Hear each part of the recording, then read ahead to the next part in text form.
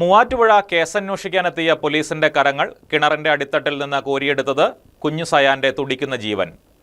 പേഴയ്ക്കാപ്പള്ളി പുഞ്ചേരി താന്നിച്ചുവട്ടിൽ വീട്ടിൽ ഷിഹാബിന്റെ 4 വയസ്സുള്ള മകൻ മുഹമ്മദ് സയാനെയാണ് മൂവാറ്റുപുഴ പോലീസ് ഇൻസ്പെക്ടർ അതുൽ പ്രേം ഉണ്ണിയും കൂടെയുണ്ടായിരുന്ന ഉദ്യോഗസ്ഥരും രക്ഷപ്പെടുത്തിയത്.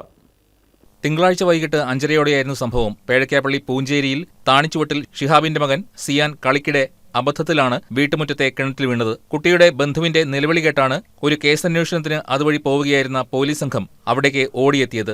കുട്ടി കിണറ്റിൽ വീണതാണെന്ന് മനസ്സിലാക്കിയതോടെ മറ്റൊന്നും നോക്കാതെ SI അതുൽ പ്രേം ഉണ്ണി കിണറ്റിലേക്ക് ഇറങ്ങി. അതും മതിയായ സുരക്ഷാ സംവിധാനങ്ങൾ ഒന്നുമില്ലാതിരുന്നിട്ടും.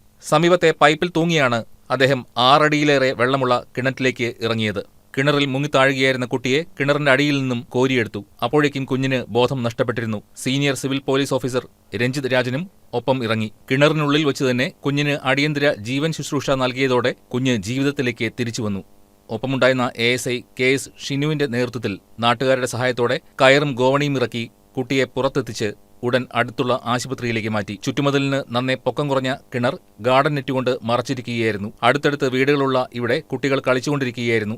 ഇതിനിടെയാണ് അബദ്ധത്തിൽ കുഞ്ഞ് കിണറ്റിൽ വീണത്. കുഞ്ഞു സയാനെ ജീവിതത്തിലേക്ക് കൈപിടിച്ചുയർത്തിയ പോലീസ് ഉദ്യോഗസ്ഥർക്ക് അഭിനന്ദനങ്ങളോടെ. News desk KCB news.